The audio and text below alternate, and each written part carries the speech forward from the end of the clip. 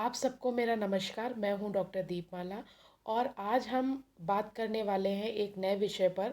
और वो विषय है भारतीय संसद की बदलती हुई भूमिका। जो बीए प्रथम वर्ष सेकंड सेमेस्टर के स्टूडेंट्स हैं, एनसी वेब हैं या एसओएल के स्टूडेंट हैं, उनके लिए ये विषय बहुत ज़्यादा महत्वपूर्ण होने वाला है। अगर आप भारतीय संसद को देखें तो भारतीय संसद एक महत्वपूर्ण संस्था है जिसके ऊपर विधि निर्माण की जिम्मेदारी है, यानी कि कानून के निर्माण की जिम्मेदारी है। और धीरे धीरे हम ये देख रहे हैं कि भारत की संसद की जो भूमिका है वो लगातार बदलती जा रही है, उसमें लगातार परिवर्तन होता जा रहा है। तो इस लिहाज से भी ये विषय जो है वो काफ़ी महत्वपूर्ण हो जाता है राजनीति विज्ञान के विद्यार्थियों के लिए। तो सबसे पहले हम आज चर्चा करेंगे भारतीय संसद के बारे में कि भारतीय संसद वास्तव में क्या है। तो मैं आप लोगों को सिर्फ वो हाइलाइटेड पॉइंट आप लोगों को बताऊंगी जो आपके लिए जानना ज़रूरी है। सबसे पहली चीज़ तो आप ये जानें कि जो भारतीय संसद है उसको हम लॉ मेकिंग बॉडी कहकर भी संबोधित करते हैं। लॉ मेकिंग बॉडी कहने का मतलब ये है कि हमारे देश में जो गवर्नमेंट है उसके तीन ऑर्गन हैं। एक का काम है विधि का निर्माण करना, दूसरा उसको लागू करने वाली संस्था होती है, और तीसरी होती है हमारी जुडिशरी, जो संविधान की दृष्टि से यह देखती है कि जो एग्जीक्यूटिव है, विधायिका है, कार्यपालिका है, वो ठीक से काम कर रही है या नहीं कर रही है। तो भारतीय संसद जो है वो एक महत्वपूर्ण संस्था है क्योंकि उसका जो मुख्य काम है वो लॉ मेकिंग का है, यानी कि विधि के निर्माण का है जिससे आपका ये देश चलता है। जब हम भारतीय संसद कहते हैं तो भारतीय संसद में सिर्फ लोकसभा नहीं आती है, राज्यसभा नहीं आती है, बल्कि भारतीय संसद के अंतर्गत तीन अंग हैं उसके, जो आपके लिए जानना जरूरी है: राष्ट्रपति, लोकसभा और राज्यसभा। राष्ट्रपति जो है वो एक महत्वपूर्ण अंग है भारतीय संसद का। भारतीय संसद से संबंधित जब आप प्रावधानों की चर्चा करेंगे तो संविधान के भाग 5 में अनुच्छेद 79 से लेकर अनुच्छेद 122 तक, यानी कि 122 तक आपको संविधान से संबंधित, संसद से संबंधित जो जानकारियां हैं या प्रावधान है उनकी जानकारी होगी। इसमें संसद का गठन शामिल है, संसद की संरचना कैसी है, संसद की अवधि कितनी होनी चाहिए, अधिकारी कौन कौन से हैं, प्रक्रिया क्या होती है विधि निर्माण की, विशेषाधिकारों के बारे में और शक्तियों के बारे में चर्चा की जाती है। अगर आप भारतीय संसद की बदली हुई भूमिका देखना चाहते हैं तो सबसे पहले आपको भारतीय संसद के इन मूलभूत बातों का संज्ञान होना चाहिए, आपको ये जानकारी होनी चाहिए। अब हम इसके बाद देखते हैं कि भारतीय संसद की आखिर भूमिका संविधान के द्वारा क्या निर्धारित की गई है। राइट। तो देखिए, भारतीय संसद के पास सबसे पहली जो शक्ति है वो विधायी शक्ति है।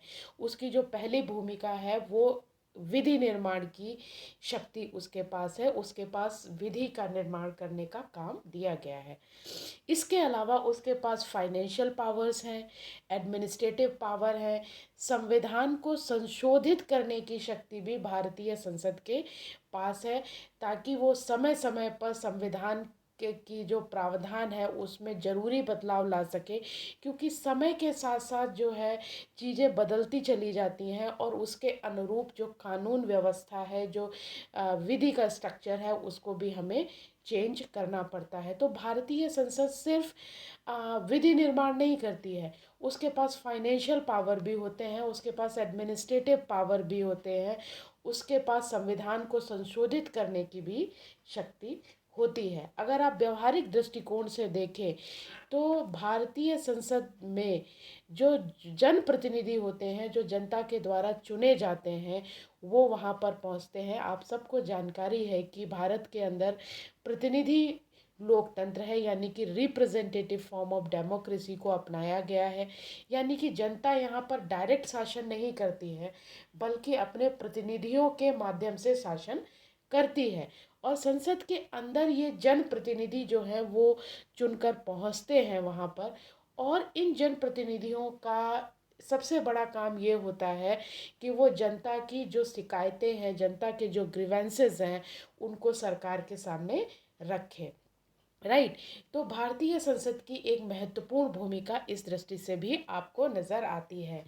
इसके अलावा अगर आप देखेंगे तो संसद के पास जुडिशल पावर भी होती है, न्यायिक कार्य भी वो संसद जो है वो संपन्न करता है। तो आप एक तरीके से देख सकते हैं कि जो संसद की भूमिका है वो बहुआयामी भूमिका है, वो एक सिर्फ लॉ मेकिंग बॉडी के तौर पर नहीं है।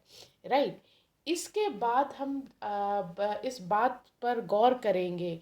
अगर आपको भारतीय संसद की बदली हुई भूमिका को देखना है तो आपको सबसे पहले ये देखना पड़ेगा कि आखिर ये भारतीय संसद से एक सामान्य जनमानस जो है वो उम्मीद क्या करता है, उसकी अपेक्षाएं क्या क्या हैं। राइट। और इसको दृष्टि में रखकर ही आप इस बात की चर्चा कर सकते हैं कि आखिर भारतीय संसद की जो भूमिका है उसमें क्या किस तरीके का बदलाव आया है, और क्या भारतीय संसद अपनी भूमिका के साथ न्याय कर सकी है या नहीं कर सकी है। तो सबसे पहली अपेक्षा जो भारतीय संसद से की जाती है कि वो इस तरीके की विधि निर्माण को करेगी, इस तरीके के कानूनों का निर्माण करेगी या कानूनों में संशोधन करेगी जिससे सामाजिक और आर्थिक न्याय को सुनिश्चित किया जा सके। राइट। उसके लिए वो ढेर सारी चीज़ें कर सकती है, ऐसे कानून लेके आ सकती है जिससे सामाजिक और आर्थिक न्याय है उसको सुनिश्चित किया जा सके। इसमें कई सारे आप उदाहरण ले सकते हैं। 1955 का हिंदू विवाह अधिनियम आया। 1956 में आप देखें तो 1955 में अगर आप देखें तो अस्पृश्यता अपराध अधिनियम आया।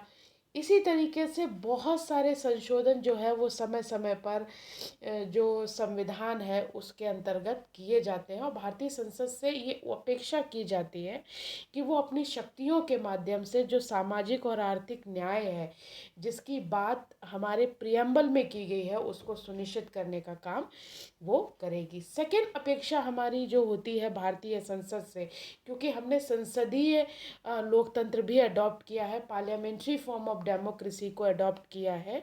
तो पार्लियामेंट्री फॉर्म ऑफ डेमोक्रेसी की एक खास बात ये होती है कि जो व्यवस्थापिका है वो कार्यपालिका के ऊपर नियंत्रण रखती है। राइट। तो भारतीय संसद से ये अपेक्षा की जाती है कि जो संसद है वो कार्यपालिका यानी कि प्रधानमंत्री और मंत्रिमंडल के ऊपर अपना नियंत्रण रखेगी। और नियंत्रण रखने का मतलब ये नहीं है कि सरकार को कुछ काम ही नहीं करने देना है, बल्कि कार्यपालिका पर नियंत्रण रखने का मतलब ये है कि वो कार्यपालिका को अकाउंटेबल बनाएगी, यानी कि उसको जवाबदेह बनाएगी। राइट। यानी कि कार्यपालिका पूरी तरीके से फ्री होके काम नहीं करेगी, उसको अपने एक्शंस के लिए संसद के प्रति अकाउंटेबल होना पड़ेगा। राइट। तो सेकंड अपेक्षा ये की जाती है कि जो संसद है, भारतीय संसद है, वो कार्यपालिका के ऊपर नियंत्रण रखेगी। इसके बाद अगर आप देखेंगे तो तीसरा उससे जो अपेक्षा की जाती है कि वो जो जनमानस की शिकायतें हैं उसके ऊपर भी वो ध्यान देगी, और इसके अलावा अगर कोई गंभीर मामला अस्तित्व में आता है तो उस पर वो जांच की भी मांग कर सकती है।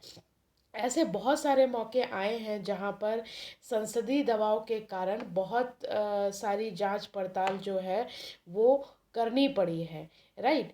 और जैसे नरसिम्हा राव गवर्नमेंट का अगर आप उदाहरण लें तो उनके प्रधानमंत्री और उनके मंत्री परिषद के अनेक जो मेंबर्स थे उन पर भ्रष्टाचार और अनियमितता को बरतने के गंभीर आरोप लगे। राइट। और इस पर दबाव भी बना, और इसके बाद उस पर जो इन्वेस्टिगेशन है, जांच की जो है वो मांग की गई, और कई सारी कमेटीज़ भी फॉर्म की जाती हैं इस तरीके की जांच को करने के लिए। तो भारतीय संसद का जो काम है वो एक तरीके से विजिलेंस का काम भी वो करती है। राइट। लेकिन ये देखा जा रहा है कि काफ़ी समय से जो भारतीय संसद है वो अपनी भूमिका को पूरी तरीके से नहीं निभा पा रही है। राइट। और इसके पीछे रीजंस क्या हैं हमको ये भी देखना है। राइट।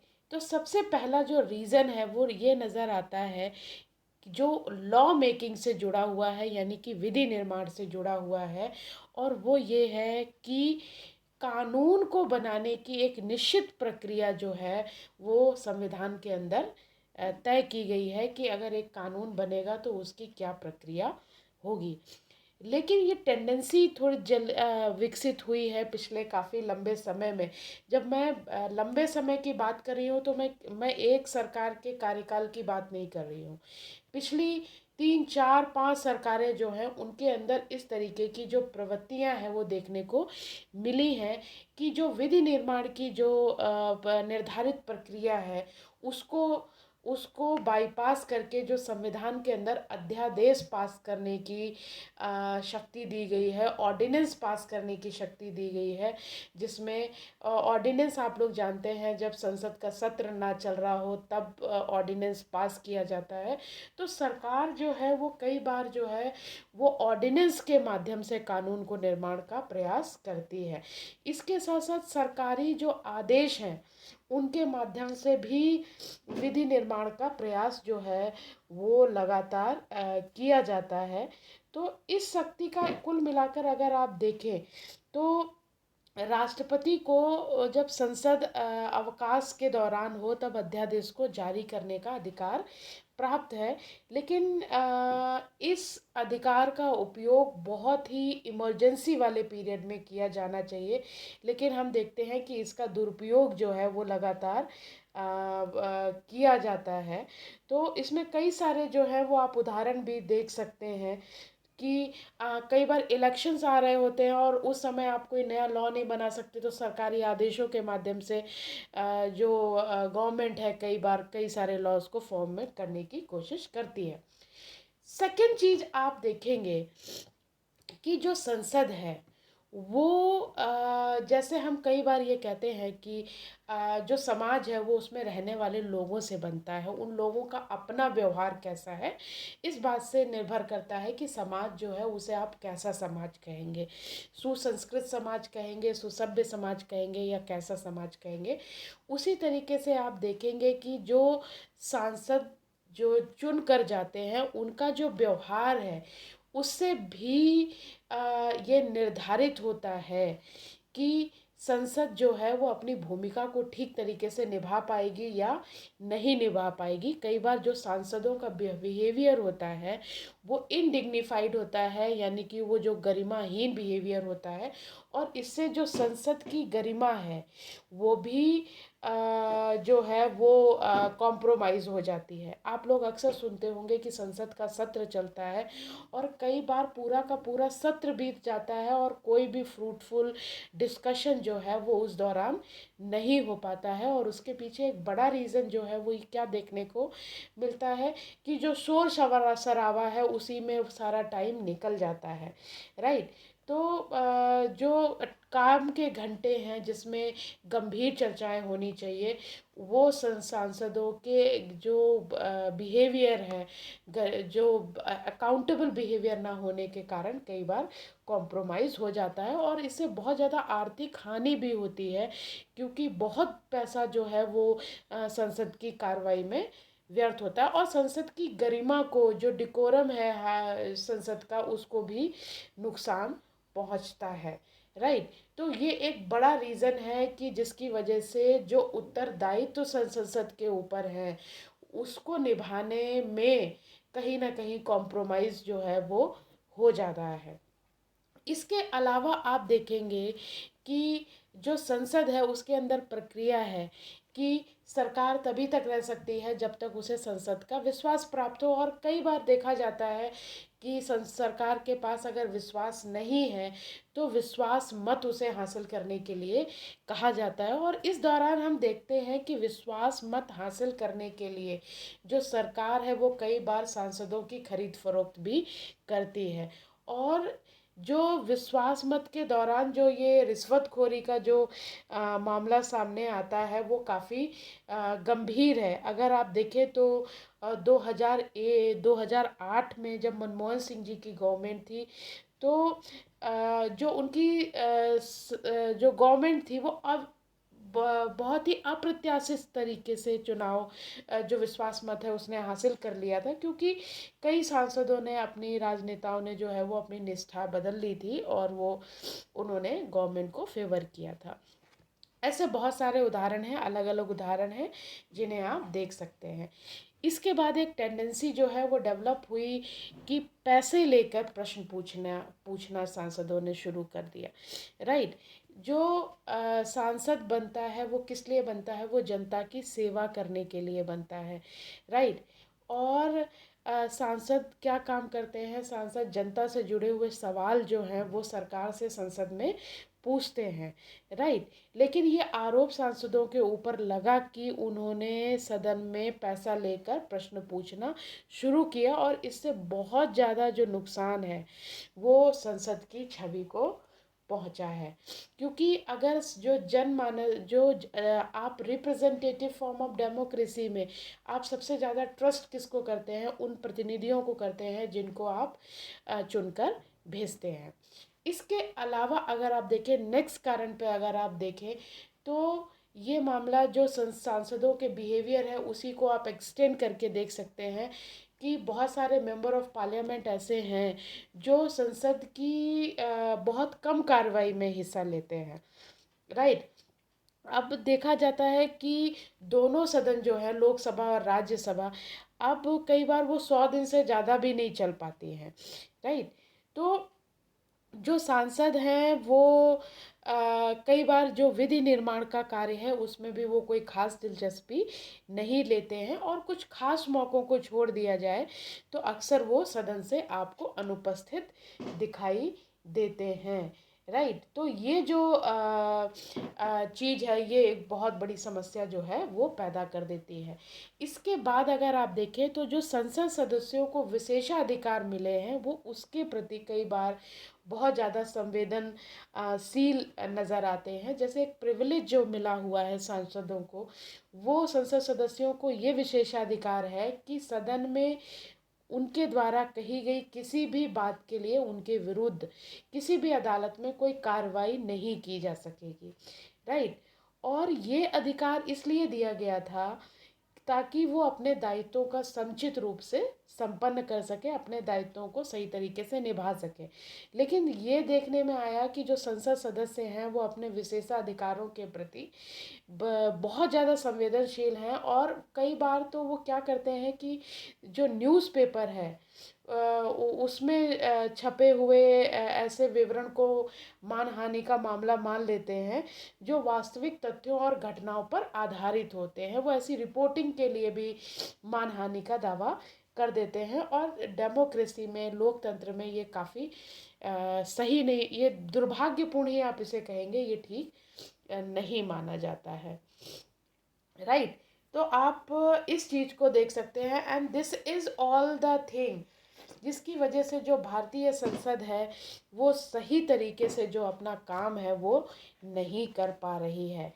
तो भारतीय संसद जो है उस वो एक बहुत व्यापक संस्था है। अगर आप सारांश के रूप में देखें तो भारतीय संसद जो है वो एक बहुत बड़ी संस्था है और उसके ऊपर बहुत सारी जिम्मेदारी है, लेकिन इन जिम्मेदारियों को वो बहुत अच्छे तरीके से निभा भी रही है। भारत की जो संसदीय प्रणाली है वो बहुत ही गंभीरता से काम कर रही है। अगर आप दूसरे देशों की तुलना में देखें तो भारत जैसे देश में, जहाँ पे बहुसंस्कृति वाला देश है, जहाँ पर आपको मल्टीपल इंटरेस्ट को एक्यूमुलेट करके उसको साथ में लाकर काम करना पड़ता है, वहाँ पर भारतीय संसद जो है वो आज भी काफ़ी सुचारू रूप से काम कर रही है।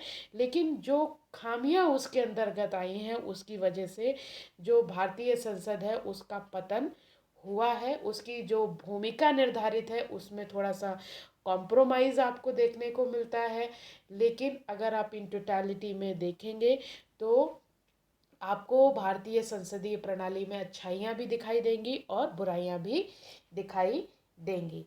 इसके अलावा अगर आप देखेंगे तो एक चीज़ और है जो भारतीय संसद के संदर्भ में, उसकी बदली हुई भूमिका के संदर्भ में हमें देखना चाहिए कि जो लोकतंत्र होता है उसमें जो जनता होती है वही सबसे ज़्यादा इम्पोर्टेंट होती है। आप लोगों ने सुना भी होगा कि लोकतंत्र जनता का, जनता के लिए, जनता के द्वारा शासन है। तो इस दृष्टिकोण से अगर आप देखें तो जो भारतीय जनता है उसके अंदर जो राजनीतिक चेतना है, राइट, उसके अंदर जो अवेयरनेस है उससे भी ये तय होता है कि भारतीय संसद की फंक्शनिंग कैसी होगी, क्या भारतीय संसद अपनी भूमिका निभा पाएगी।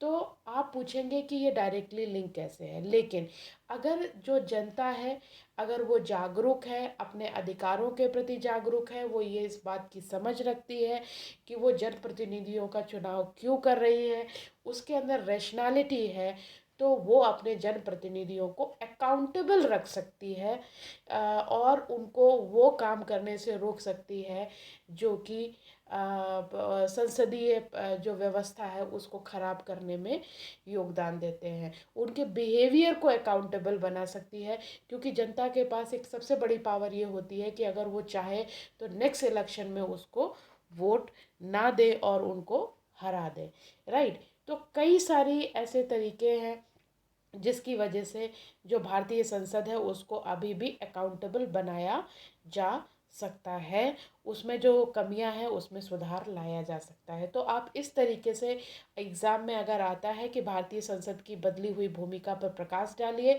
तो आप इस क्वेश्चन को इस तरीके से अटेम्प्ट कर सकते हैं। आप भारतीय संसद के बारे में सबसे पहले बताएंगे कि भारतीय संसद वास्तव में क्या है।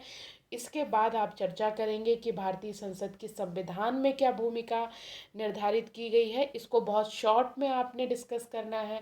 और इसके बाद आपको बताना है कि भारतीय संसद से क्या अपेक्षाएं की जाती हैं, इसको थोड़ा सा इनलार्ज करना है। और सबसे ज़्यादा आपको इस बात पर फोकस करना है कि जो भूमिका भारतीय संसद की बदली है, अच्छी या बुरी, वो उसके पीछे के रीजंस क्या हैं, उसके पीछे के कारण क्या है। और इस तरीके से आप इस आंसर को अगर अटेम्प्ट करेंगे, पॉइंट वाइज लिखेंगे, तो जाहिर सी बात है कि आप लोग एग्ज़ाम में अच्छा परफॉर्म करेंगे। तो आज के लिए इतना ही, थैंक यू सो मच। और अगर आपको ये वीडियो अच्छा लगा है, कंटेंट अच्छा लगा है, तो प्लीज़ लाइक और सब्सक्राइब करना चैनल को मत भूलिएगा। जल्दी मिलेंगे किसी अन्य विषय पर और उस पर बात करेंगे। आप सबका बहुत बहुत धन्यवाद।